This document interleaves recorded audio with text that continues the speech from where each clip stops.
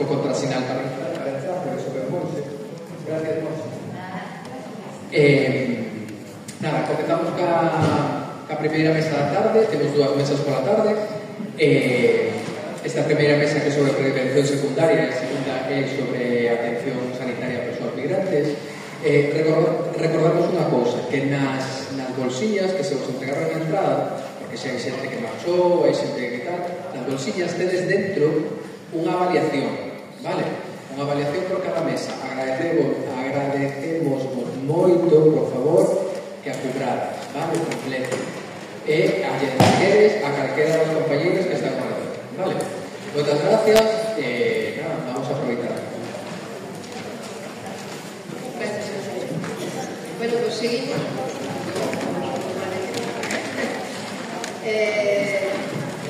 Vamos a tener esa mesa sobre enfermedad renal con aviso de futuro y prevención de ARC en la atención primaria. La ponencia es con la doctora Cristina Pérez, jefa de servicio de nefrología de Uchu.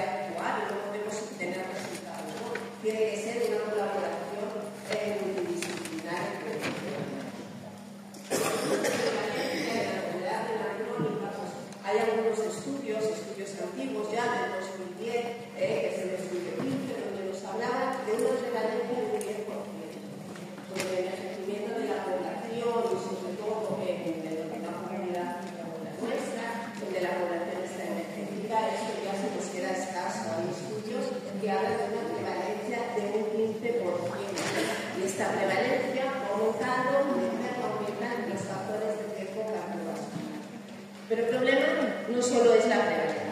El problema es que tenemos que diagnosticar la enfermedad renal. Y muchas veces esta enfermedad está infradiagnosticada. De hecho, en este estudio que está publicado, era un estudio que se basa en una población de pacientes donde un 100% tenían enfermedad renal crónica. No es un estudio español, es un estudio sueco, pero de enfermedad renal crónica solamente estaban diagnosticados un 23%, y era el 100%. ¿No? Esto implica, pues, si no se diagnostica una enfermedad, es imposible establecer unas medidas terapéuticas o preventivas adecuadas. De tal manera que es una de las cosas contra las que tenemos que luchar ahora de forma importante, y es el infradiagnóstico. Si hablamos de incidencia de enfermedad renal crónica en terapia renal sustitutiva, en farmacoterapias, vemos que Galicia está entre las comunidades donde la incidencia es superior a otras comunidades. Obviamente, el envejecimiento de la población pues tiene mucho que ver. Entonces, tenemos que tratar, todos de tratar de cambiar esta curva de aumento de la incidencia, de aumento de la prevalencia, y la única manera de hacerlo es hacerlo en etapas tempranas. Si entendemos la enfermedad renal crónica en este modelo actual, la enfermedad renal crónica no empieza cuando el paciente está diagnosticado. La enfermedad renal empieza en aquella población que está en riesgo de desarrollar. Tenemos que que todavía no ha desarrollado la enfermedad renal crónica, y a partir de ahí establecer las medidas oportunas. En esa población que está en riesgo tenemos que hacer un cribado anual generalmente para detectar una enfermedad renal. Una vez que se realiza el diagnóstico, es importante saber en qué categoría de enfermedad renal. No todas las enfermedades renales, hay varias categorías, tenemos que estratificar y después pues, actuar correctamente. Habrá que derivarla al servicio de nefrología, habrá que hacer un seguimiento compartido con la atención primaria o lo que se considere oportuno.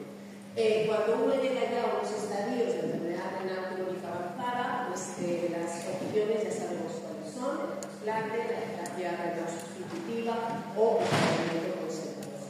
De tal manera que tenemos que actuar en estadios iniciales, y ahí tenemos que el nefrólogo se tiene que atender más en la atención primaria, se tiene que involucrar más en estadios más tempranos de la enfermedad, igual que en la atención primaria se está involucrando ya también en estadios más avanzados.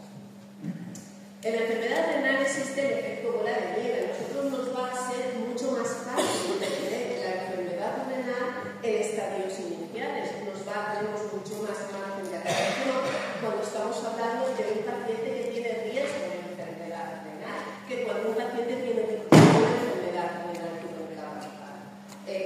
Nosotros no accidentamos evolucionar la enfermedad hasta llegar a la enfermedad renal crónica avanzada. Aquí, con más estrategias que llamamos, pues las soluciones van a ser mucho menores. Es mucho mejor actuar en estadios iniciales donde podemos implementar los tratamientos, donde vamos a tener, obviamente, pues muchos mejores resultados. En esta población de riesgo, pues nos cansamos de repetir, cuando todavía no se ha hecho el diagnóstico fundamental, medidas preventivas, hábitos de vida saludable, mantener una adecuada hidratación, y nosotros los nefrólogos insistimos siempre muchísimo en evitar la automedicación, antiinflamatorios que muchas veces se toman con bastante abuso o tomamos medicaciones porque a otro paciente le ha venido bien y cada paciente precisa su medicación individualizada y no podemos copiarle la medicación del vecino. Una vez que hemos identificado esos pacientes que están en riesgo, tenemos que hacer un cribado, tenemos que hacer una analítica anual para detectar si tenemos enfermedad renal crónica.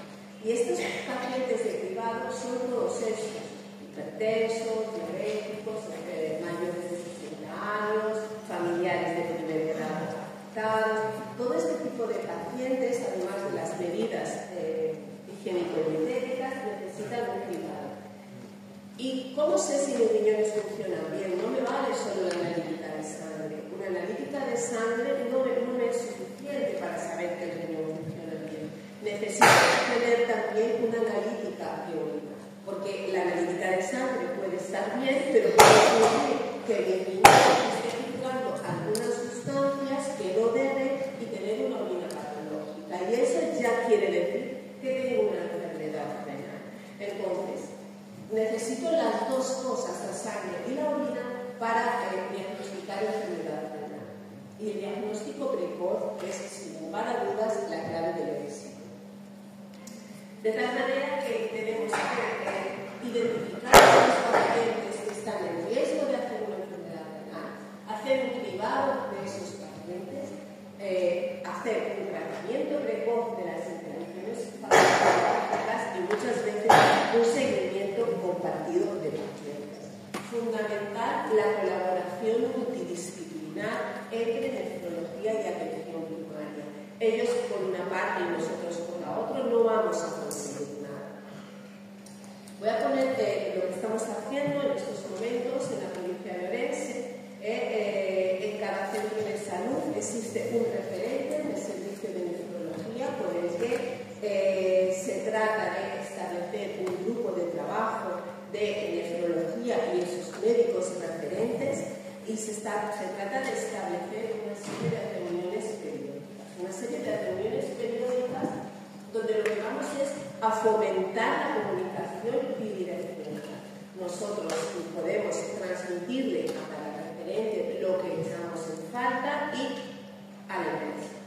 tal manera que se establecen protocolos conjuntos, se establece una derivación bidireccional con los datos adecuados, que se considera importante tanto en la atención primaria como en el servicio de nefrología, y en estos momentos en Orense estamos haciendo un seguimiento compartido amplio de pacientes, seguimiento compartido por atención primaria y por nefrología, que yo creo que tiene muchos beneficios.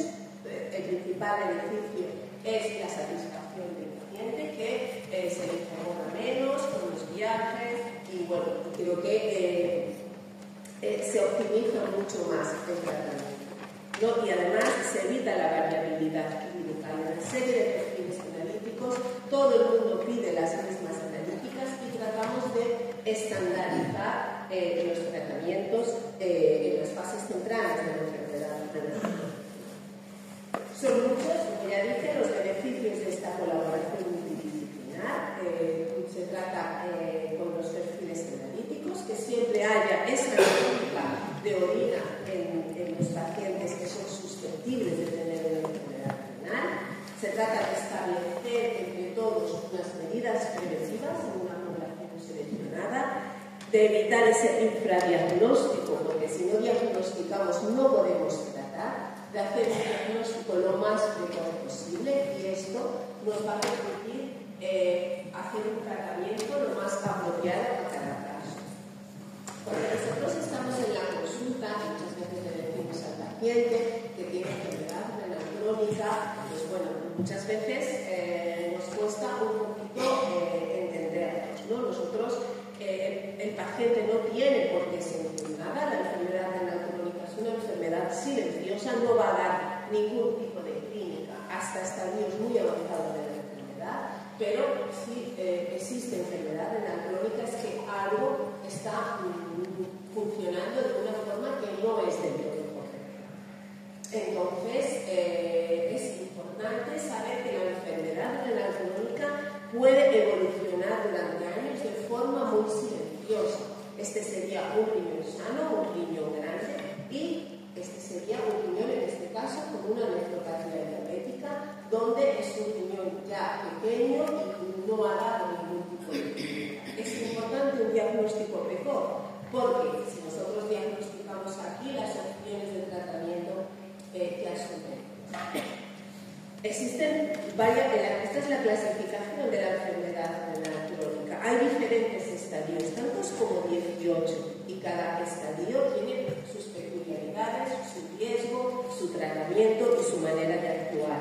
Y es importante que nosotros estratifiquemos a cada paciente en su estadio para hacer las medidas terapéuticas lo más oportunas posible. Muchas veces decir que tenemos enfermedad renal crónica no quiere decir que tengamos que hacer diálisis, y al menos de una forma inmediata. Cada paciente tiene sus factores de riesgo, unos son modificables, como estos que están ahí, otros son inherentes propios a la enfermedad, y creo que no podemos hacer enfermedad renal crónica igual a la diálisis. Siempre la diálisis es cuando se necesita, pero si hacemos un diagnóstico precoz tenemos muchas más opciones terapéuticas. ¿Qué ocurre con el tratamiento? Ahora había la aparición de nuevos fármacos, hay novedades terapéuticas que han salido en los últimos años y que han mostrado beneficios clínicos importantes. Y con esos beneficios clínicos, esto es lo que tratamos de revertir. Tratamos de que el paciente que tiene enfermedad renal crónica de disminuir ese riesgo cardiovascular al que se le ha atribuido durante tantos años, y que parece que vamos por buen camino si conseguimos hacer un tratamiento en el momento oportuno. La literatura científica está llena en estos momentos de la aparición de nuevos fármacos y todos sus beneficios, nefroprotectores, cardioprotectores y todos los beneficios que pueden atraer para disminuir ese riesgo cardiovascular. Obviamente lo mismo, cuando más beneficio vamos a tener, ese tratamiento de forma más mejor. Por eso también es importante el cribado en la población de riesgo, en la población que aún no ha desarrollado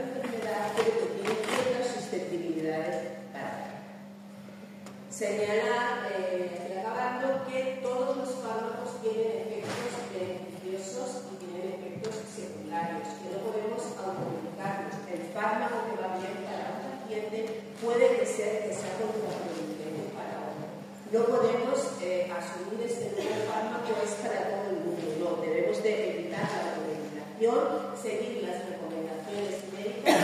Cada paciente es un mundo con sus peculiaridades y con sus indicaciones y sus contraindicaciones. La única manera de conseguir una mejoría en la enfermedad renal es una colaboración multidisciplinar en todas las etapas. En estos momentos estamos haciendo seguimiento compartido de pacientes frágiles no subsidiarios de terapia renal sustitutiva con atención primaria, creo que con un beneficio para todo el mundo. Estamos haciendo una consulta cardiorrenal para pacientes específicos, una consulta de enfermedades renales hereditarias específica también, una consulta específica también para retinopatía diabética y lo que tratamos es de hacer pues, lo que se está hablando, la medicina de las 5 perdón, una medicina personalizada para cada paciente, una medicina precisa, preventiva, fundamentalmente muy importante, predictiva y participativa, con la participación del paciente y con la toma de decisiones conjuntas que debe de primar por encima de todo. Con todo esto, pues creo que podemos tener una visión optimista en el futuro y no negativa como eran en los años pasados acerca de las nuevas novedades terapéuticas, aplicándolas en los momentos adecuados y con una colaboración multidisciplinar entre todos y con la colaboración obviamente de las asociaciones y de los pacientes. Y nada más.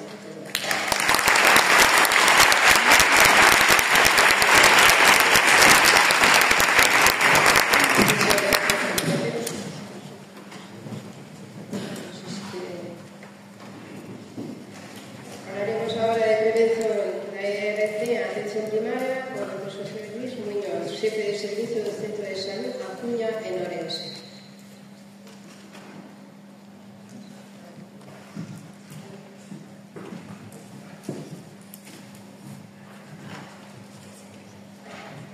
Buenas tardes, muchas gracias a Alfred, muchas gracias a Alicia que modera esta mesa y muchas gracias a Carmen que foi a que me convidou a participar.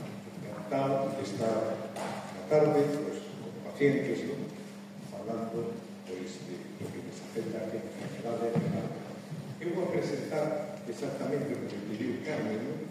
O título este que me pediu, Prevención de la enfermedade renal crónica en atención primaria e a experiencia que temos no Centro de Saúde Mariña Mansa, que foi onde les comentarei ao longo da minha exposición, onde comenzou este proxecto, porque se acordou simplemente así, se acordou, se podía hacerse de campo de uso.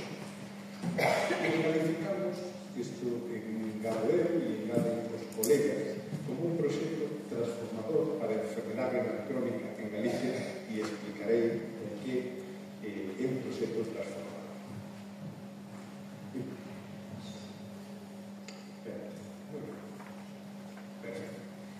Mire, somos conscientes todos, e é consciente a propia administración, que hai que recoñecer que foi en boa parte impulsora deste, juntamente coa Sociedade de Nefrología, impulsora deste proxecto. Somos conscientes que a enfermedade renal crónica ten unos costes que les vou dicir a vostedes, ¿no? Persoais importantísimos, sociais, familiares, costes sanitarios e costes laborais. E ademais sabemos, como acaba de comentar a ponente anterior, Cristina, sabemos que a enfermedade renal crónica é unha enfermedade que vai a ir en aumento. O envellecimento da población, segundo nos vamos facendo maiores, diferentes órganos van envellecendo e tamén envellece o rim e, polo tanto, a enfermedade renal crónica no futuro vai ser un problema de saúde pública ainda máis importante do que agora mesmo. Durante moitos meses, Carmen, que é a representante de Alcer en Ourense, reuníase con nós, con un conxunto de profesionais sanitarios, para desenvolver un consenso para atender a enfermedade renal crónica en Galicia. Este consenso, en realidade, é un pacto, un acordo entre profesionais pola cal polo cal decidimos atender de un xeito concreto a pacientes con enfermedade renal crónica ou pacientes en risco de enfermedade renal crónica. Este consenso, que isto é a foto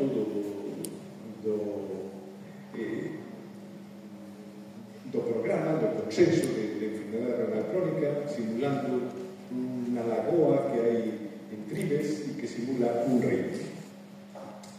Entón, este proxecto, que vou explicar moi brevemente, porque, lóxicamente, ten unhas 50 páginas, que vou a contar aquí todo, ten unha meta, un objetivo específico, que eu diría máis ben que unha meta, que é reducir o impacto da enfermedade renal crónica en Galicia.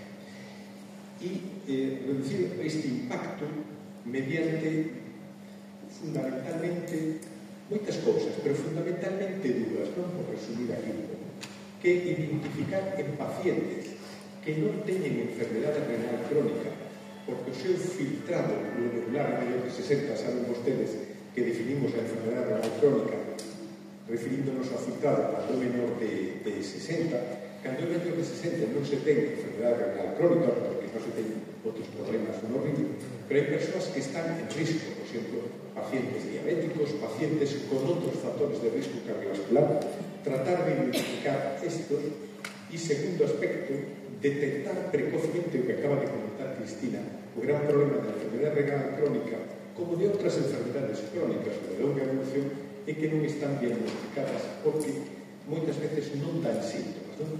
Identificar a estes pacientes e poder estabilizarlos. Unha parte moi importante, que tamén comentou Cristina previamente, deste consenso é a prevención. A prevención da enfermedade renal crónica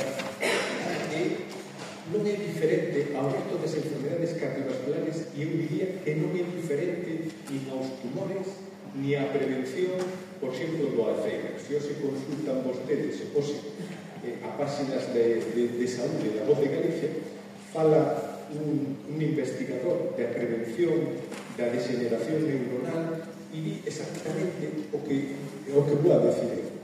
Bueno, pois a prevención da enfermedade renal crónica se logra evitando a obesidade, facendo exercicio físico, creo que tiveron unha ponencia anterior respecto ao exercicio físico, que a veces se nos plantea como unha meta inconseguible ou difícil de conseguir. O exercicio físico simplemente é camiñar a paso rápido, que para un é un paso rápido, o que se vamos falando xa vemos, quero dicir, o exercicio físico pode facer calquera, todos temos 20 minutos diarios ou 20 minutos a días alternos para facer exercicio físico, é unha forma de prevención importantísima da enfermedade cardiovascular e da obesidade.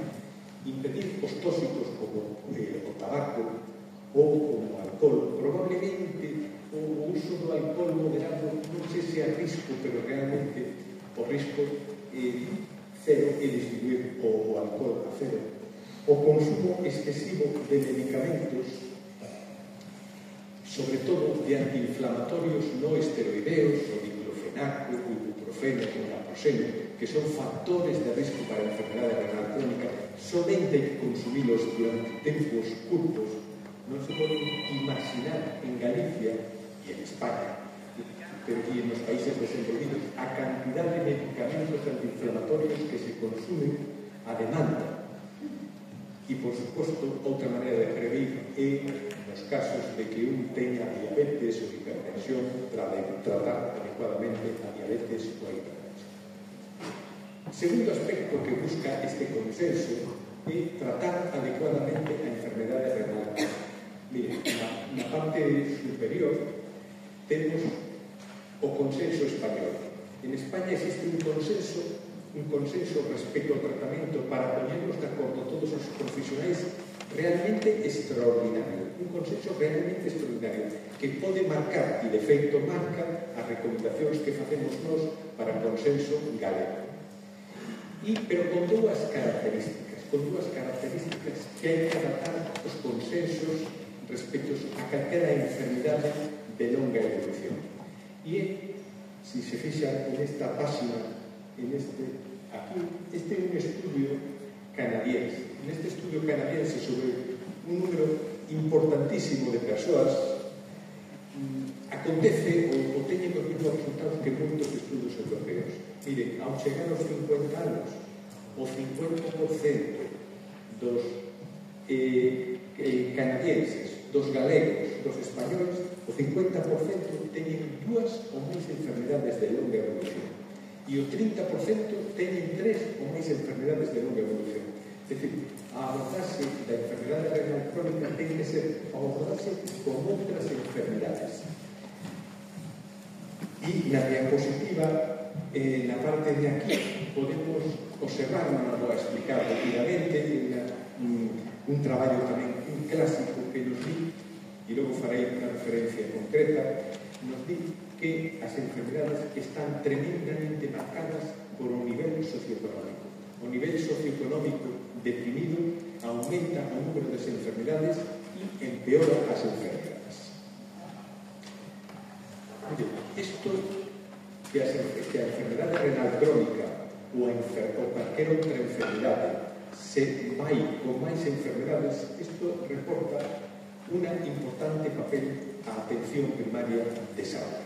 Quer dicir, ter un médico de referente, un conxunto de profesionais, unha enfermeira tamén de referencia, que pode integrar todo, é absolutamente importantísimo. Un estudio que se pode encontrar fácilmente en internet, se ustedes poñen disminución da mortalidade e médico de familia, o médico de cabeceira, o médico de atención primaria, encontrarán que sobre o conxunto da población de Noruega ter o mesmo médico durante 15 anos reporta unha disminución da mortalidade do 30%. Isto tamén está estudado en Galicia, pero non publicado de aí anos. Realmente é algún valor que se está perdendo o manter o mismo médico, os médicos se trasladan, en fin, pero é importantísimo e é probablemente a importancia e a disminución da mortalidade é debido a que coordinan os diferentes problemas de saúde. Lógicamente, me dirán vostedes, bueno, isto depende de moitas cousas, depende da capacidade de comunicación que teña o profesional sanitario, depende da confianza na relación e probablemente dependa de manter un tempo adecuado en las consultas, que ás veces é difícil. Bien, e paso a explicarles dentro deste programa, de unha maneira somera, non vou dar máis tempo, como comeza, como se aplica isto no noso centro de saúde, coa intención non de facer o noso centro, sino de detectar errores, defectos e poderlos tender a conxunto da poboación de Galicia. Miren, inicialmente sobre 2.500 pacientes, inicialmente sobre 2 grupos médicos e posteriormente sobre todo o centro de saúde, pero vou resumindo, ¿verdad? Que eran aproximadamente o mismo homes que mulleres, donde o que lles contaba antes na poboación do noso centro de saúde, o 52% da poboación teñen alguna outra comorbilidade. Ten aún o 50% dos que acuden ao noso centro teñen al menos outra enfermidade. Bueno, pues unha intervención exhaustiva no noso centro, pues se nos fixamos aquí 3A e 3B, esquecemos que 1 e que 2, que non nos explico tempo de votación. Isto realmente ven vostedes na maioría dos casos os pacientes diagnosticados, en vermello os pacientes que non están diagnosticados, que hemos investigado e que non están diagnosticados. Es decir, mediante unha intervención importantísimo identificar precozmente os pacientes, se identificaron a maior parte dos pacientes. Todos os erros, todos os métodos que utilizamos sirven para estendelo a outras áreas, non explico para non demorar aquí de unha maneira extensiva. Y posteriormente estudamos sin intervención qué ocurre en toda a provincia de Ourense. Mire, en toda a provincia de Ourense, o 9,11% dos pacientes están diagnosticados de enfermedad renal crónica. Probablemente a prevalencia, como comentaba antes Cristina, esté en torno ao 15%, probablemente queda un espacio importante de diagnóstico. Si bien es cierto que a meirande parte dos pacientes que están diagnosticados de enfermedad renal crónica son pacientes maiores que probablemente a evolución da enfermedade se sea limitada no tempo, eso é positivo, pero queda un marxe de mellora. Ben, dito isto, que conclusión sacamos importantes do que queda por conseguir, non? Bueno, pois quedan moitas cousas, non? Eu destacaría fundamentalmente estas, non?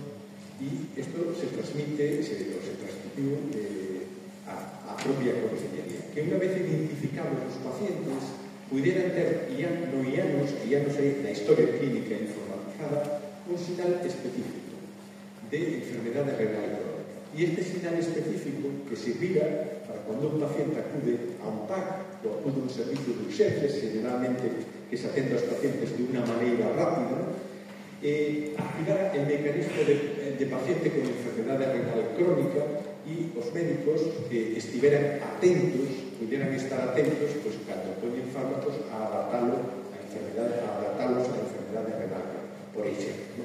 E outras actividades, ¿no? E esta é unha diapositiva de outro colega mío, de un nefrólogo, que dice que neste momento, e eu afirmo tamén, en este momento é posible, mediante inteligencia artificial, identificar a todos os pacientes que teñen unha analítica en Galicia como pacientes con enfermedade, é posible identificarlos con enfermedade renal crónica e xerar un conxunto de alertas para solicitar novas analíticas ou adaptar os fármacos que están consumindo a súa función renal. Isto é absolutamente posible, probablemente é máis fácil decirlo que conseguirlo, pero isto é absolutamente posible e esta información foi transmitida pues, por todos os colegas que hemos participado neste proceso. E que facer a partir de agora? Bueno, pois o proxecto piloto rematou as propostas de mellora, estas que eu estou comentando e outras posibles que non comento por o tempo que temos e que agora estamos aquí. Hai que estendelo ao resto das áreas sanitarias. O que fixemos no noso centro, nos queremos que se estenda a todos, eso é ben para todos, establecer indicadores cando se estenda a todos para facer todas as modificacións que se sean precisas, porque se van a cometer erros, como en casi todos os programas, e, finalmente, monitorizar o seguimento da enfermedade renal.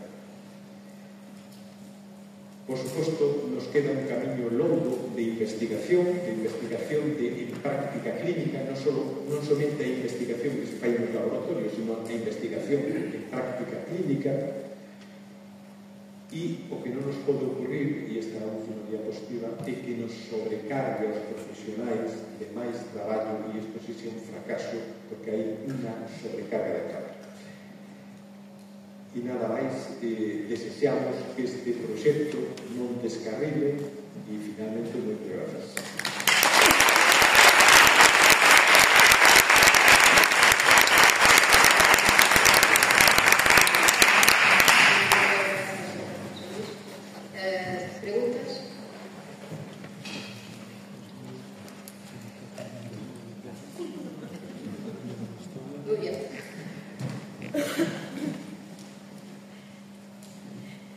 Simplemente a la doctora Pérez y al doctor Muñoz las gracias por la charla. Yo que estuve en las reuniones para la formación de este proyecto, desde el principio me pareció un proyecto formidable y que si vemos que está dando resultados, a ver si se extiende a otras áreas sanitarias, porque detectar la enfermedad renal cuanto antes es primordial. De hecho, ayer nos entró a nosotros los padres de una paciente renal que están viviendo ahora en España, pero estuvieron viviendo en varios países de Europa, Italia, no recuerdo el resto. Recuerdo Italia porque el padre era italiano. Y nos decían que las escuelas deportivas en el resto de Europa se hacen analíticas de orina a los niños para detectar a veces enfermedades, como decía la doctora, que con una analítica de orina que además los niños con una de sangre se asustan, entonces a lo mejor no van, pero una de orina que simplemente es misionar en un frasco, que con esa analítica se podían detectar precozmente, sobre todo eso, la enfermedad renal y otras enfermedades que por la orina saldrían muy fácilmente. Bueno, yo quiero decir que me parece bien, pero que creo que si, por ejemplo, ya hay programas de la Xunta para detectar el cáncer de colon a partir de los 50 mediante una muestra de heces que te llega a casa, creo que si la población por encima de 60 ya es un factor de riesgo para enfermedad renal, tampoco costaría tanto, igual que se hace un cribado para cáncer de colon, hacer un cribado con una muestra de orina para enfermedad renal. Sí.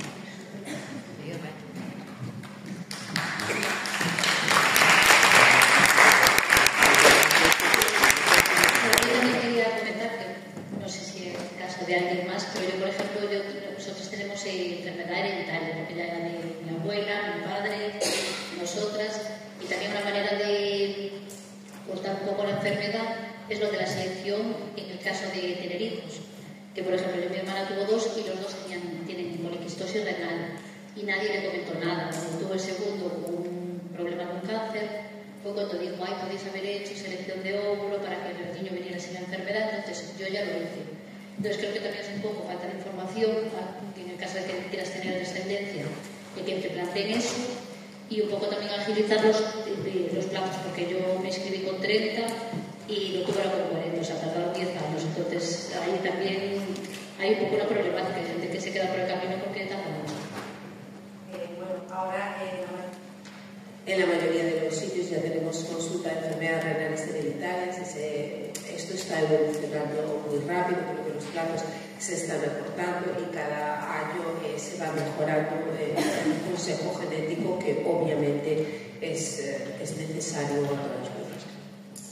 En mi caso, por ejemplo, fue tarde, pero llegó, o sea, que yo lo digo para que la gente lo sepa, porque la verdad que es una posibilidad que tienes ahí y que se agradece. Yo creo que en la actualidad sí que se está informando de las posibilidades de consejo genético en las enfermedades renales hereditarias. Gracias.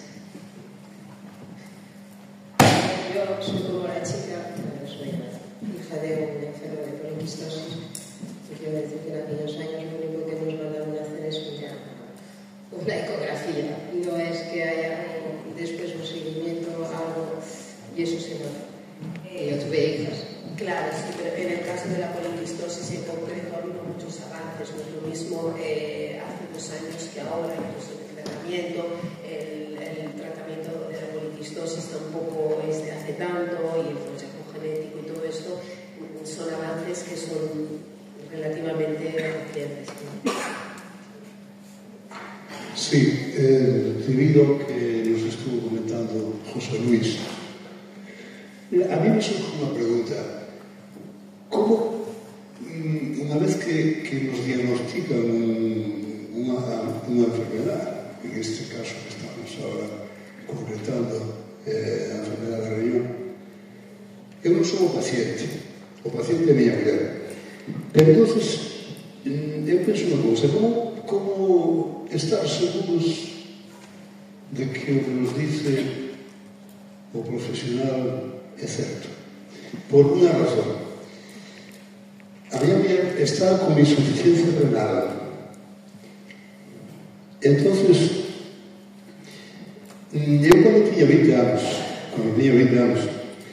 pois eu estaba traballando e me empezou a doer o riñón izquierdo. Entonces, pois fomos aos médicos, eu son de Coruña, fomos aos médicos, entonces me diagnosticaron tuberculosis renal. Entonces, claro, eu levaba unha vida sana, nunca había vivido, levaba unha vida sana. Entonces, fui a varios médicos aí en Coruña, os mellores médicos de Coruña. Ao final, pois a mí me doía tanto o riñón que eu deixei de traballar, me mandaron, tuve que ir para a casa de meus pais, para a zona da Ortigueira. Entonces todas as semanas tiña que ir a un médico de familia para que me diran un papel conforme eu estaba na casa de pais e mandalo a empresa. Entonces, claro, desde Ortigueira hasta a aldea, ou desde a aldea donde tiña meus pais hasta Ortigueira, había 10 kilómetros. E un día o médico me dixo: coño, pero a ti que te pasa? Porque dixo: bueno, teño tuberculose renal. Se que unha persona que ten tuberculose renal non pode vir en unha moto como vestido. Dixo: pois eu, claro, por non vir en bicicleta desde lá, pois eu me prestan unha moto e veño en moto e non me molesta nada. Pero que unha persona que ten tuberculose renal non pode andar así en unha moto. Como non te vas a un médico? E dixo: pois mira, eu en Coruña xa ando uns médicos mellores que había. Libreira Mili, bueno, todos me diagnosticaban igual. Dice: como te vas a Santiago o doutor Taboada Blanco? Que eu non sei se este señor faleceu, era un doutor que era moi nombrado en aquella ocasión. Eso me poseu encantado o asunto dele. E entonces collí na radiografía, a documentación que tiña, e vime aquí a Santiago, o doutor Taboada Blanco, eu non sei que está cerca da Rosaleda, me dice: estuvo viendo as radiografías, dice: con isto non foi moi claro isto. Como vamos a facer unha cosa? Vas a ir a Rosaleda a sacar unhas radiografías novas. Fui a sacar as radiografías, ya se ven, botou 5 minutos mirando nelas. Dixe: pero coño, pero tú aquí non tes tuberculose renal, tú non tes nada deso. Dixe: o que ten? Tú aquí o que tes atrofiado o ramiro izquierdo porque tes unhas hernias no úrete, e o que tes, o resto non che vexo máis nada. E que teño que facer? Nada, operar e está. Entonces digo eu: me operan ustedes? Sí, hombre, xa marcamos un día, me operaron, e unha vez que me operaron, este hombre quedou novo. Entonces, ahora, desgraciadamente, teño un diálogo en esta situación, e como podo creer ao 100% que isto é certo?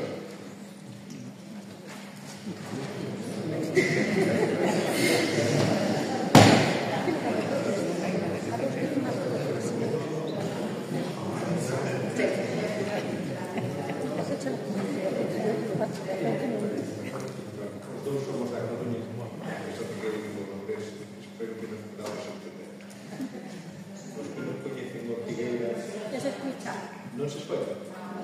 E agora? Digo que eu tamén son da Coruña. A ver se así nos podemos entender, non? E aos que non coñecen Ortigueira, lles direi que ten a ría máis bonita de Galicia. Gracias. Bueno, eu creo que a confianza nos profesionais é fundamental. Os profesionais nos podemos equivocar, pero a confianza eu creo que é fundamental. E comentaba eu unha das diapositivas, confianza na relación, se non hai confianza na relación é imposible. Eu penso que a situación que vostede comenta hoxe en día é pouco menos que imposible, creo, é pouco menos que imposible. Probablemente usted está falando de unha época do sistema sanitario español hoxe non se escoita. Non se concebiría eso, ¿no? Un erro, unha enfermedade infecciosa, tuberculose renal, é unha enfermedade infecciosa, diagnostícase porque se identifica en orina un bacilo que se chama o bacilo de Koch. Non é un diagnóstico que se fai mediante radiografías, se non pode apoiarse en radiografías, pero é un diagnóstico que se fai porque hai un xerme. Se vostede tiña un bacilo de Koch, pois tiña tuberculose renal. Se non o tiña, pois probablemente non a tiver. o sistema sanitario cambiou moito e os profesionais temos, como comentaba antes Cristina, referentes, expertos. Non é fácil diagnosticar nin pensar en ela, unha tuberculose renal, non é fácil. Pero hoxe temos moitos referentes, non somente nefrólogos, sino expertos en enfermedades infecciosas. É dicir, o sistema sanitario cambiou notablemente. Moitas gracias. Outra pregunta?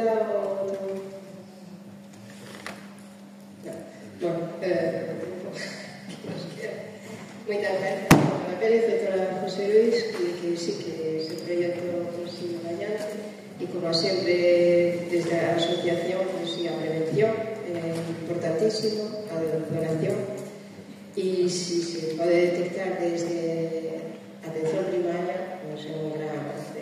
Creo que ás veces sí, o que máis nos ve, o que máis nos conoce pues será o noso médico de familia, que temos sempre o mesmo médico de familia, xa é máis complicado, pero bueno, sí que desde a prevención e desde a atención primaria creo que é moi importante que se poida facer.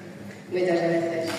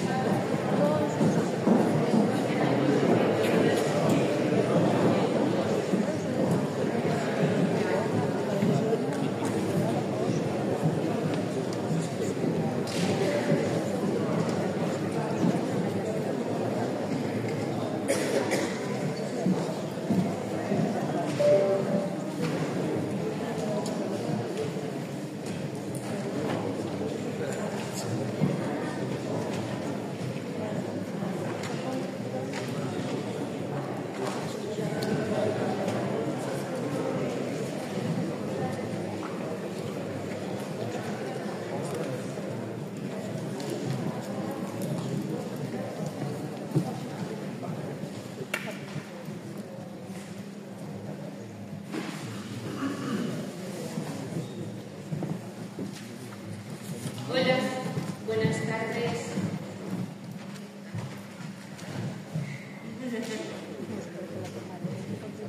Soy María José Otero, soy la presidenta de ANFER Lugo y tesorera de Federación ANFER Galicia. Y es un placer para mí, como hija de emigrante y nieta de emigrantes, moderar esta mesa. Voy a presentar en primer lugar a Aarón Mayo, que es trabajador social y coordinador técnico de protección internacional de Movimento pola Paz. E vai falarnos do acceso á atención sanitaria a persoas migrantes de Galicia.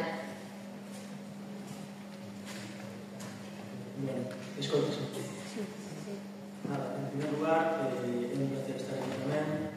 Moitas gracias a Galicia por convidarnos. Gracias a Fred por a persona que nos convidou. Bueno, nós somos Movimento pola Paz, somos unha ONG que traballa desde 1983 polos dereitos humanos e pola solidariedade e a igualdade entre os pueblos e as persoas. Como creo que a presentación que está menos ligada directamente co tema de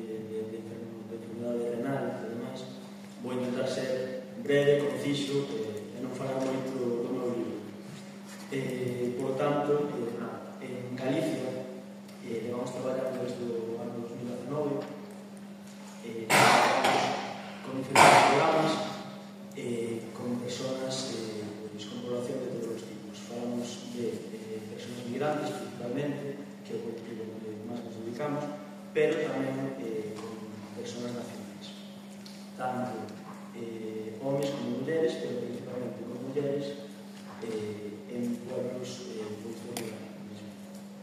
O meu programa, que eu coordino, é o programa de protección internacional. Este programa é un programa no que tratamos de alcanzar a autonomía social e económica de persoas migrantes que chegan a España, en este caso a Galicia, pois de países de orixe, un contexto pois totalmente diferente do que é o país de orixe co país de acollida, que é España. Entonces, un poquinho que intentamos facer é ser unha ferramenta de apoio para estas persoas na adaptación ao contexto local. En esta adaptación, en esta inserción, hai un ámbito moi importante que é o ámbito sanitario. En este sentido, nos facemos traballo dende o inicio, que sería a solicitude de asistencia sanitaria, neste caso, ata acompañamentos ou derivacións a entidades especializadas, como neste caso sería ALCE, co tema do río. Vale. Ben, as persoas que chegan a MP de Galicia moitas veces son persoas que venen de contextos de moita vulnerabilidade ou incluso de guerras ou de situacións nas que precisa unha atención especializada a nivel sanitario. Entonces, en este caso, como nós non somos especialistas en atención sanitaria, pois o que facemos é derivar.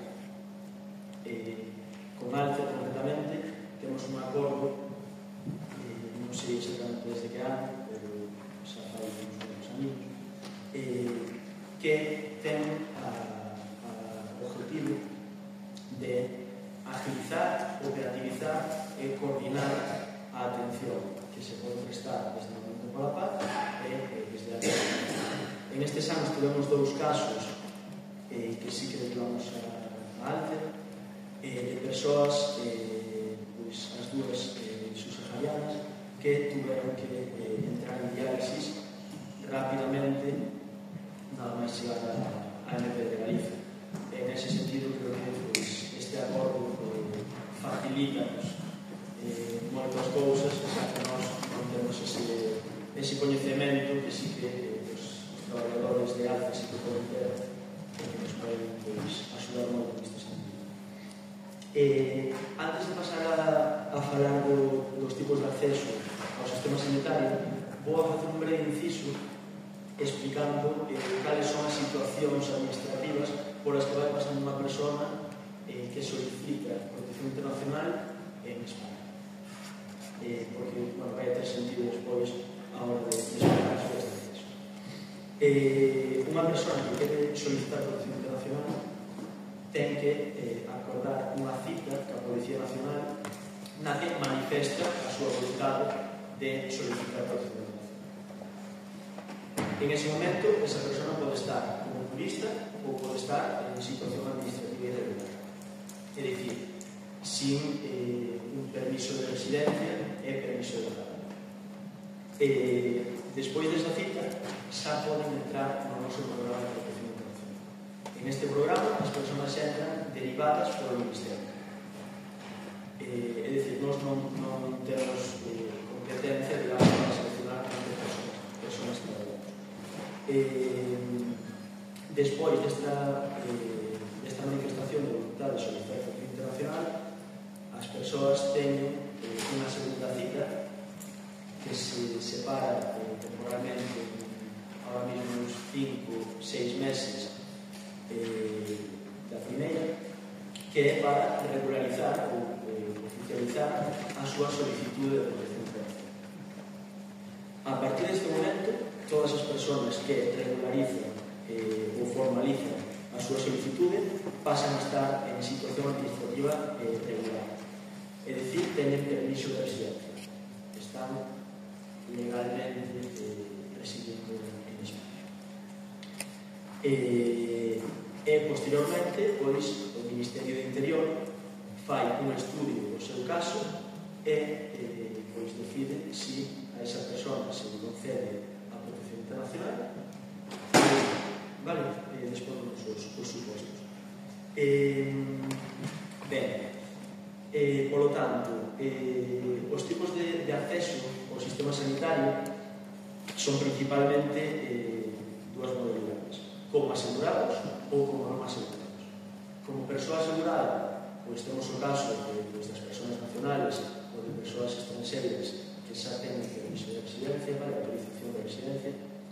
En este caso, pois, supoño que todos conoceremos como funciona. É unha persona titular e pode haber persoas beneficiarias dese dereito a asistencia. A persoa titular, pois, simplemente pois, ten que ser unha persoa traballadora, refiro que este traballando, non que sea traballador pensionistas, ou pois, unha persoa que teña dereito a prestación contributiva, por exemplo, o subsidio de pensión. E a persoa beneficiaria pode ser o cónyuge da persona titular, os fillos que teñan menos de 26 anos ou fillos con máis de 26 anos que neste caso teñan reconhecido grado de discapacidade de máis dun 65%. Cabe destacar que as persoas beneficiarias da titularidade sempre teñen que depender económicamente da persoa titular. De acordo? Por outro lado, vamos ao que nos interesa, o que o xeito de estudio hoxe, é a modalidade como non asegurada, vale, para persoas, en este caso, estranxeiras. Vamos a ver hoxe tres tipos de acceso, ainda que prepararei máis segundo, creo que o que traballo máis completamente. En este caso, a primeira modalidade é a das persoas estranxeiras que estén sin autorización de residencia, é dicir, que estén en situación administrativa irregular. Vale, estas persoas poden entrar de tres maneiras. A primeira sería polo Programa Galego de Protección Social da Saúde Pública. O segundo sería persoas estranxeiras menores de 18 anos. E o terceiro sería a asistencia ao embarazo, parto e posparto. Vale? No primeiro caso de persoas que entren polo Programa Galego de Protección Social da Saúde Pública, hai unha serie de requisitos. O primeiro sería ter o pasaporte en vigor, vale? Con todas as follas completas. O segundo, figurar empadroado durante un tempo, unha temporalidade de 90 días, vale? Que sean inmediatos e continuados previamente a solicitud de asistencia sanitaria. En este caso, o principio de empadronamento, como en todos os próximos que falen, ten que ser expedido nos 3 meses inmediatamente anteriores, vale, a solicitud. Despois, falaríamos de persoas estranxeiras menores de 18 anos, nas que hai que ter un pasaporte tamén con todas as follas completas. Hai que estar empadroado, pero en este caso non hai que estar empadroado durante 90 días. O que sí que podría falta a maiores sería un informe social, que en este caso se pode tramitar, se pode facer a traballadora social do centro de saúde onde está solicitando esa asistencia sanitaria. Tamén o podría facer a traballadora social de servicios sociales, pero bueno, é máis áxil, digamos, que sea do centro de saúde. E por último, o terceiro caso do que falábamos, as mulleres, en este caso, pois, embarazadas ou en fase de post. En este caso, os criterios son os mesmos que nos menores de 18 anos, pero hai un criterio de maiores, obviamente, pois un informe facultativo da situación de embarazo.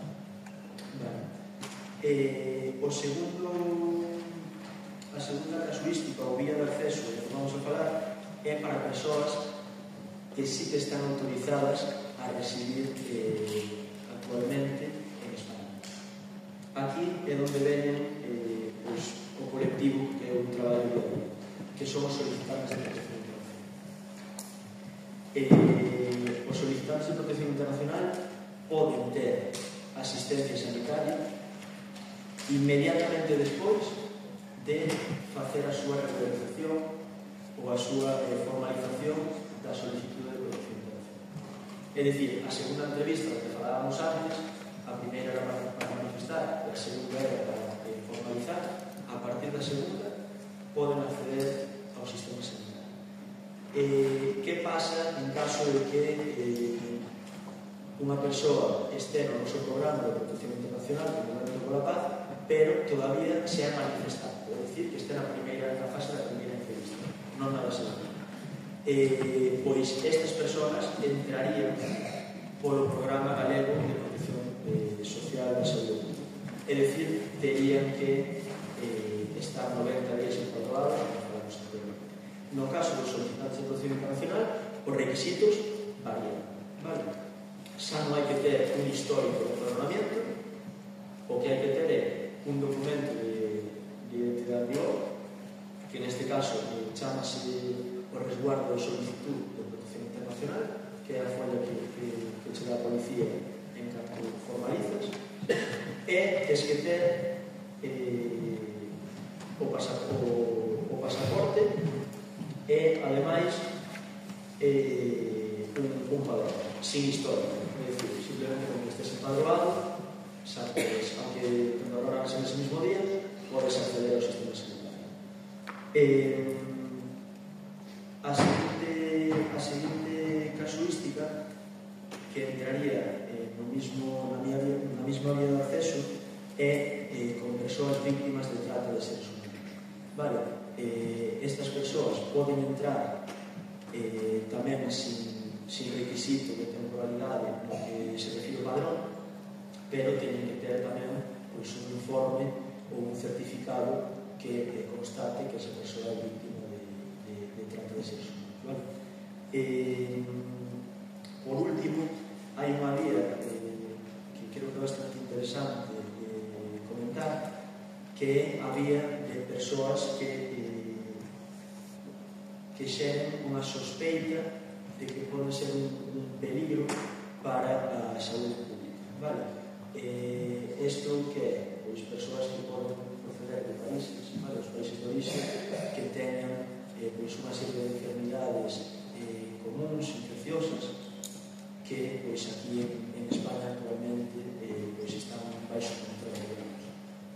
Por exemplo, pois persoas que teñan tuberculosis, persoas que teñan outro tipo de enfermedades, poden acceder de inmediato ao sistema sanitario, ca clara intención de pois salvaguardar a saúde pública. En este caso, o programa chamase Programa de Vigilancia Epidemiológica.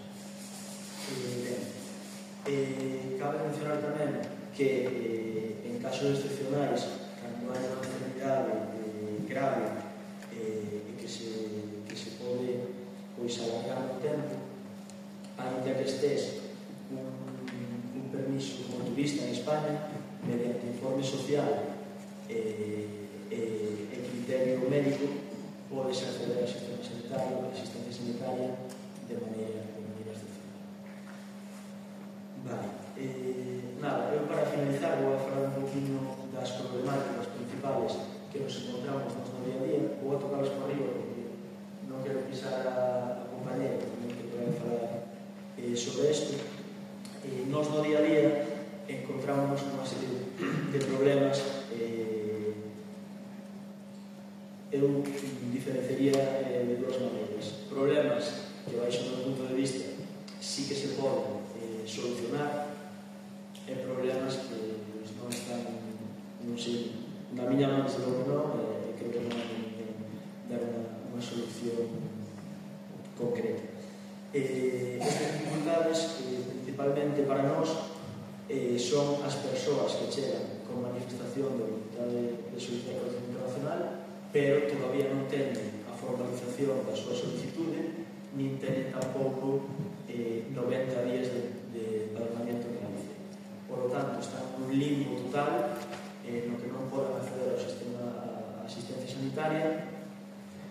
solamente poden acceder de maneira urxente, por urxencias, pero cunha facturación posterior que chega a vivenda ou lugar neste residencia esa persona.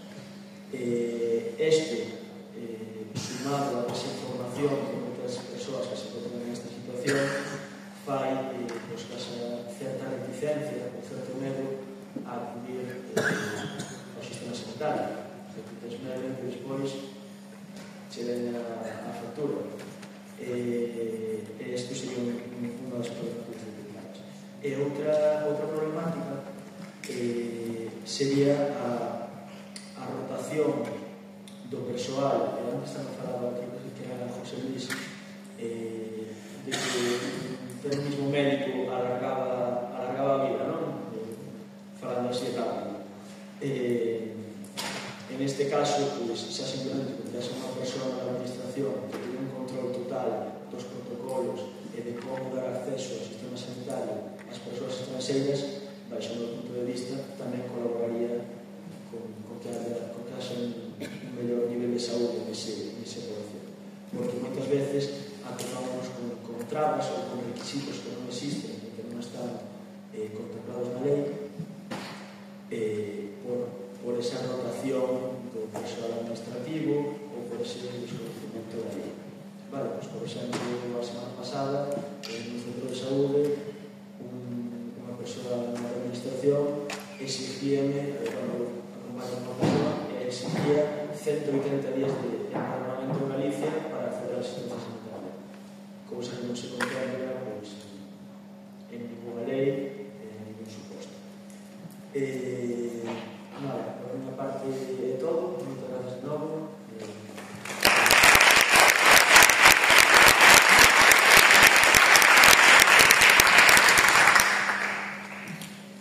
Ahora voy a dar paso a Beatriz Vega, que nos va a hablar de las dificultades de acceso a atención e prestación da sanidade nas persoas migrantes en Galicia.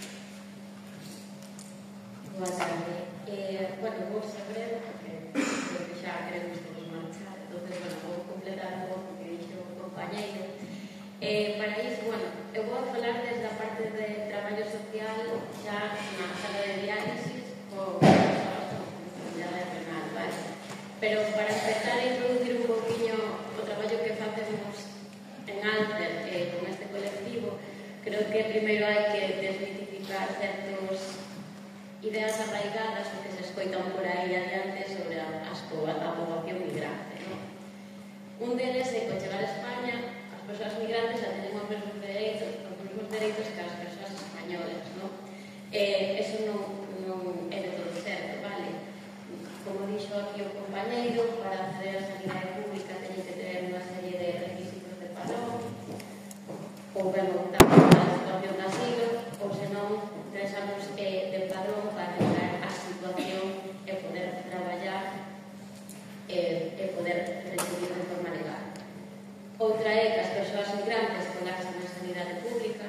Realmente as persoas migrantes representan tan só un 15% da poboación total en español. Suelen ser persoas xóvenes, por lo tanto é máis difícil en xeral, ainda que obviamente hai casos que caigan enfermos, por lo tanto non hai tanta atención médica hacia eles. E recordar que a sanidade é un dereito público universal, pero como dixo o compañeiro, non é gratuita. Entonces, eso de gratuita sempre nos falta no discurso. As persoas migrantes, a terceira sería que reciben máis axudas sociais que os españois. Eso tamén non é certo. As axudas, as prestacións sociais, cando ti acudes a traballadora social, van en torno a ter unha serie de cumprimento de criterios. Unha axuda a nivel individual dependendo da túa situación, tanto sexas español ou sexas migrante. Se cumpre certos requisitos, accedes, e senón, non, da igual que neste diante. Nós, as traballadoras sociais, traballamos totalmente sen xuízo ante a persoa que está diante. Entonces, non, hai veces que se escoita moito isto, eu escoitei moito, non é unha cousa que reflexe a realidade. Por outra parte, que as persoas migrantes quitan o traballo ás persoas españolas. Aquí non estamos falando de sector laboral, pero que é verdade que se escoita. Non, o certo, se non se concentran nos postos de traballo, sobre todo peor pagados, non? Limpeza, cuidados de persoas maiores, cuidados de nenos, normalmente empleos precarios, pues, que os españoles pues, poden, neste caso, pues, non acceder a eles ou non queren acceder a eles, non?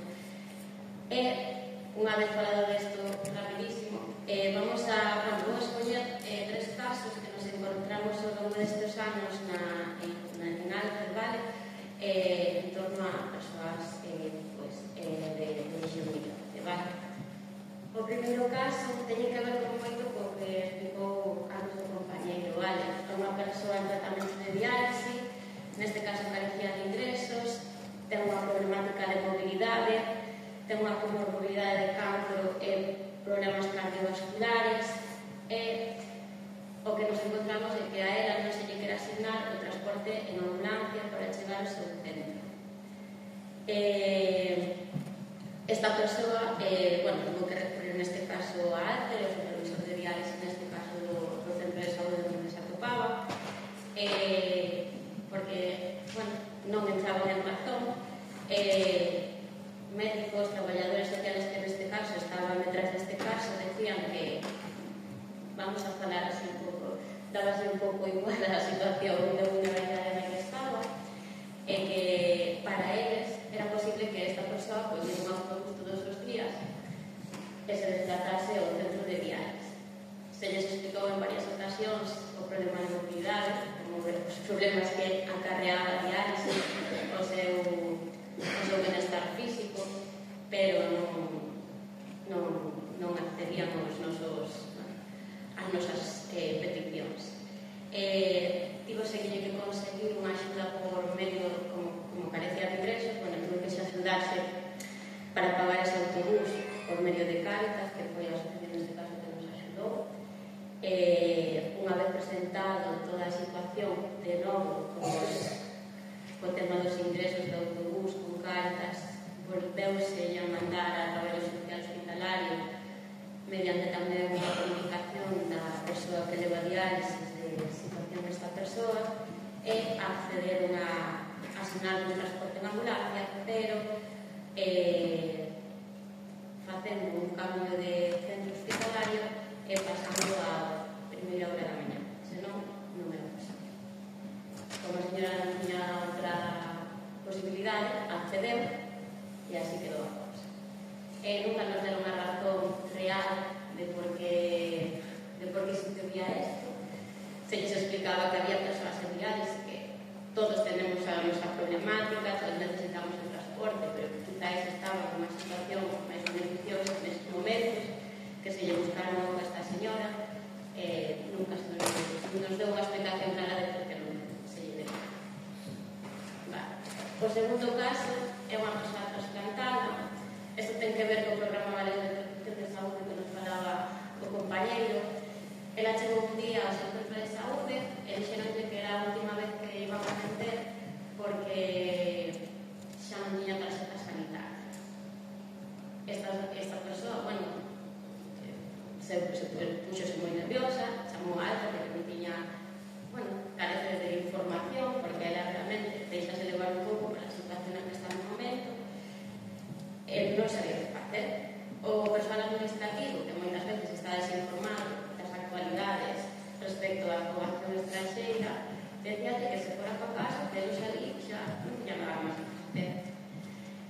Cando chegou a Alta, se lle explicou que sí que tiña acceso ao programa galego de protección de saúde, que tiña que presentar toda a documentación que dixo, pero volveu ao centro de saúde e dixeronlle que eles non sabían nada disso. Esta señora se tirou basicamente unha semana e media sen medicación para o seu trasplante debido a que a administrativa non quería ler a lei, basicamente. Ata que, deuse falado con a coordinadora do seu centro de saúde para que acceder a atender a esta persoa podera presentar a documentación, acceder ao programa de protección social de saúde, ao que tiña total realmente acceso. A medicación puede ser costear durante esta semana por medio de servicios sociales comunitarios, por medio de un bono que tenemos concellos para as persoas que non podemos chegar ao pago da medicación por carencia de ingresos. Creo que foi unha situación que no seu momento, se a xente se informase para ese momento, evitar un susto a esta persoa que ten un problema de saúde bastante grave, bueno, podríamos habernos entendido. Un tercer caso, e xa último, que é unha persoa en tratamento tamén de diálisis, que non contaba con padrón, non contaba con ingresos de ningún tipo, tiña solo 2 familiares en España e ambos carecían de emprego. Esta señora, no seu caso, ven un país onde a situación é unha situación moi complicada. Ela tiña tratamento de diálisis, o tratamento de diálisis ali non lle aseguraba a vida por pouco tempo, desde os seus aforros, e trasladarse a España. Chegou a España, a única posibilidade que ten é acceder por urgencias e parecer del padrón e poder ser atendida.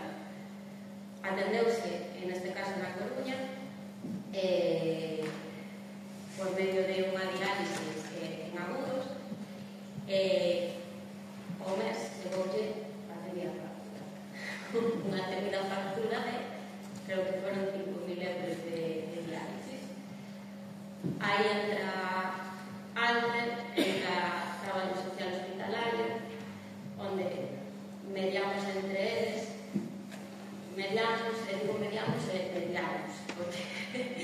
porque, bueno, o traballo algunhas veces, claro, son compañeiras, pero, bueno, é complicado. As traballadoras sociais do hospital teñen que facer un informe positivo sobre esta persoa, dicindo que teñen a situación que teñen, a situación de vulnerabilidade, a situación de escapado do país por carecer de boas prácticas ali, e que a súa vida ali corre perigo. A persoa, neste caso profesional, non estaba moi de acordo, tiene un discurso un pouco afastado desto, se lle fixo entrar un pouco en razón. Aparte de eso, con esta muller tamén se traballou con entidades do terceiro sector, neste caso na Coruña, bueno, no momento por a paz traballar con asilos, esta non é situación de asilo, tivo que ser derivada a unha ONG que normalmente traballa moito con nosotros e tamén teñen un convenio que é Ecos do Sur, e bueno, desde ali tamén está sendo levando caso porque sí que era unha situación susceptible de asilo por razones, neste caso, humanitarias. Con isto xa termino. Eu quero decir que unha sala de hospital actuamos de todo o colectivo. Entonces, antes de xuntar o al lado, igual que nos gusta que nos xunten a nosotros, hai que saber moitas veces as problemáticas individuais de cada uno. E que moitas veces nos acusan, ¿no? de ser como favoritismo, ¿no? A certo colectivo, cando nos simplemente cumplimos agora. Eu creo que con eso xa está preparado.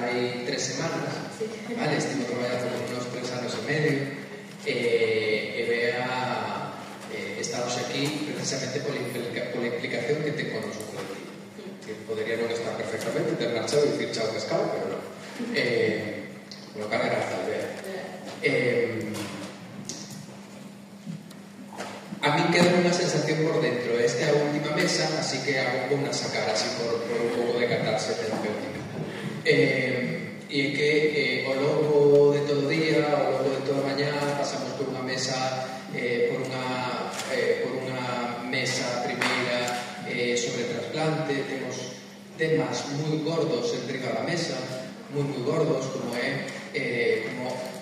nomear así algún, pero é información aos pacientes, as persoas con enfermedade renal en diálise da súa situación de trasplante que non se está dando, temos situacións enriba da mesa como as menores que están en situación de vulnerabilidade e teñen que ser trasplantadas en Madrid ou Bilbao e non hai ningún protocolo de traslado fora da comunidade autónoma. Quen está gestionando isto? De Cáritas, Alce, Movimento pola Paz, que toque, non? Por lo cual non podemos desaparecer. Poderíamos seguir, temos aquí unha mesa sobre discapacidade.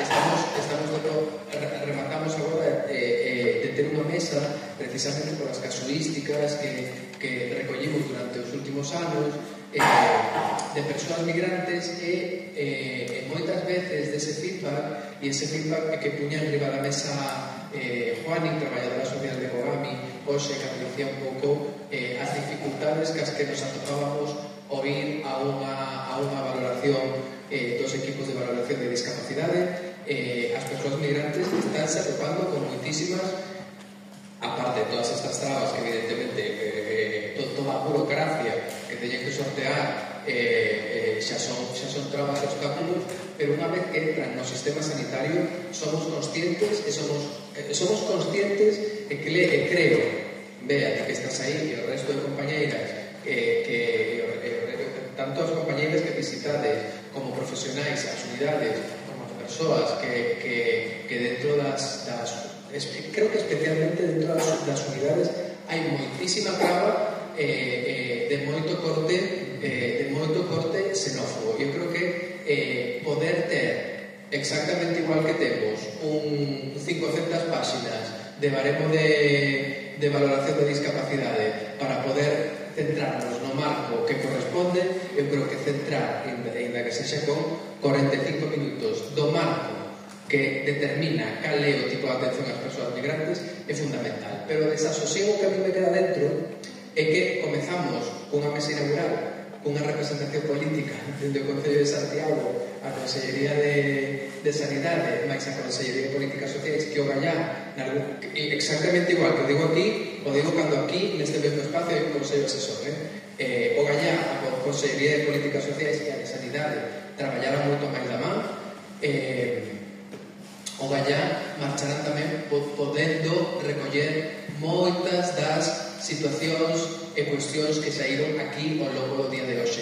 E para iso estamos as entidades, para iso está Alcer Lugo, está Alcer Ourense, está Alcer Coruña, está Alcer Pontevedra, está a Federación Alcer Galicia, para intentar recollelas e trasladalas, porque que senón quedan no limbo. Era de verdade que casi que tiña necesidade de sentarme diante da terapeuta para poder dicir isto, pero creo que ese objetivo de recollida conseguido. Así que non tiña pregunta, pero sí que tiña esta reflexión para pechar. ¿Sí? Gracias.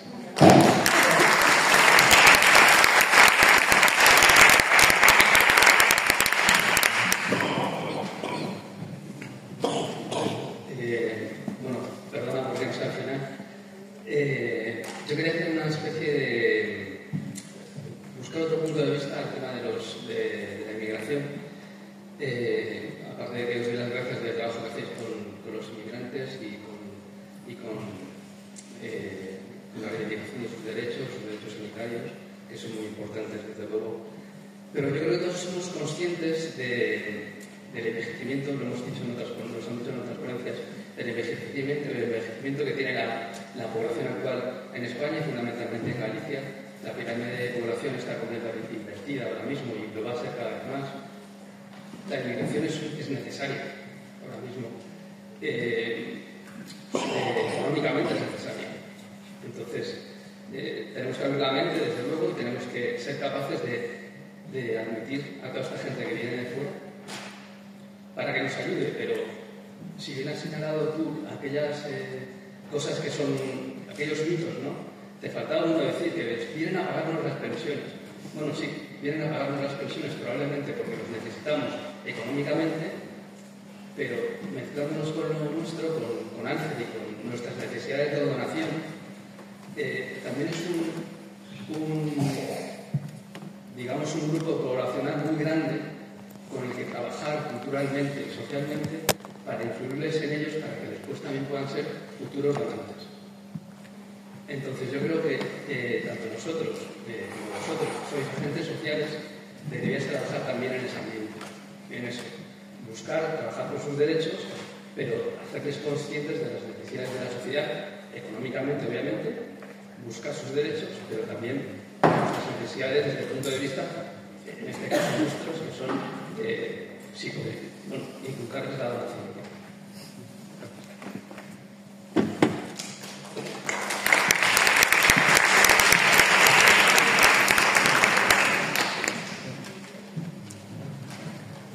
Bueno, yo creo que dentro de nuestro trabajo siempre entra sensibilizar a la gente, en este caso, la parte que me toca a mí, que he trabajado con un colectivo, en este caso de enfermedad renal, hacer esa labor de concienciación.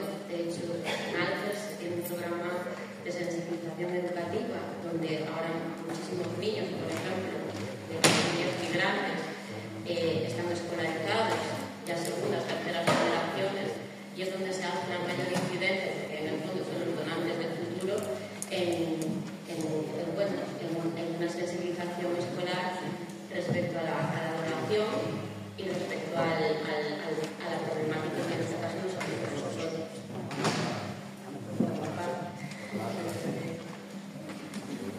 Sí, bueno, yo creo que siempre tendemos a ver qué es lo, como sociedad, tendemos a mirar siempre lo económico, ¿no?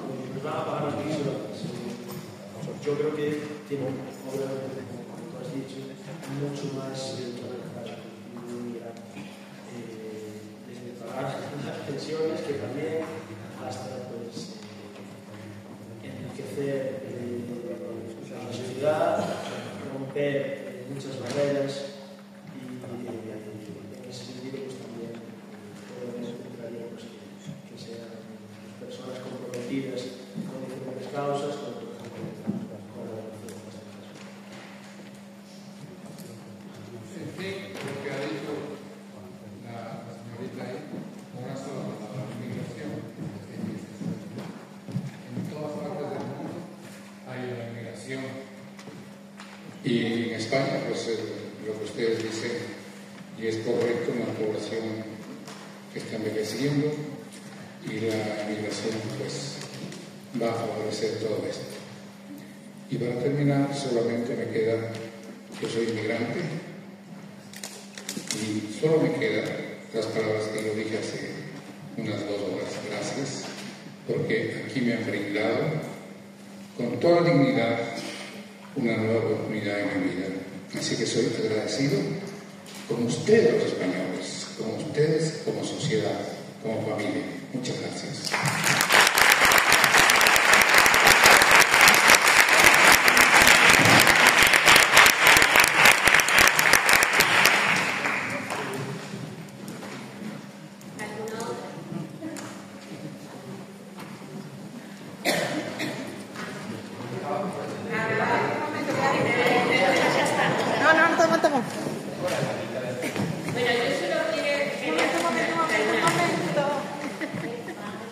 O primeiro traballo que tive aos 21 anos foi de traballadora social, foi con un Cruz Vermella de Vizcaya, e que foi unha verdadeira lección de vida e unha verdadeira oportunidade para abrir a miña mente e para continuar a miña trayectoria vital e profesional da mellor maneira.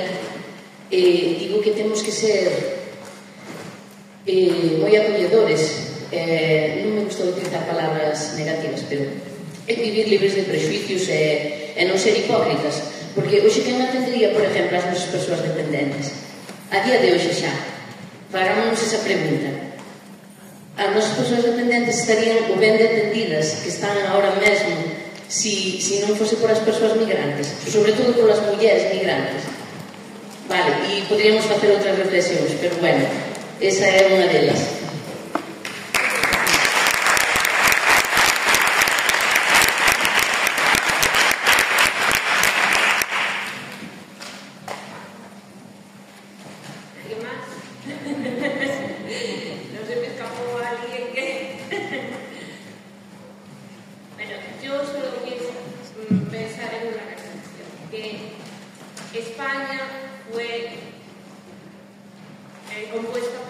gente que emigró y yo creo que le recibieron muy bien a la gran mayoría de los países en los que fueron. Y yo creo que ahora nosotros, como españoles, y sigo diciendo como nieta y hija de inmigrantes, creo que tenemos que tener las manos abiertas